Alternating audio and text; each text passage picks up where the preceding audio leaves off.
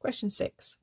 The fertility rate for a country is the average number of children that are born to a woman over her lifetime. The graphs and table below show some data on the fertility rates for 197 countries in the years 1914 and 2014. Part A, comment on the shapes of the distributions of fertility rates for 1914 and 2014.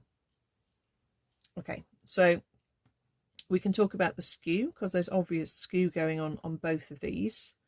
So this one is that sort of shape with the peak at the higher end. That's negative skew. I always just remember it is the opposite way to kind of the slope of the gradient of the line. So 1914 is negatively skewed.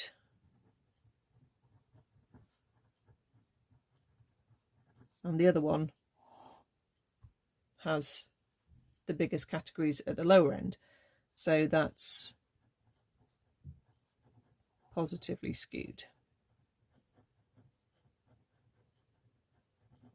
Now, I wouldn't necessarily be sure that would get me 2 marks because it almost feels like it's like one sentence about the skew. So maybe there's something else we can say. And you can look at that and think, well, just in general, you can say that in 1914, the countries generally had larger fertility rates on average than in 2014, where most of the countries were down at the bottom end.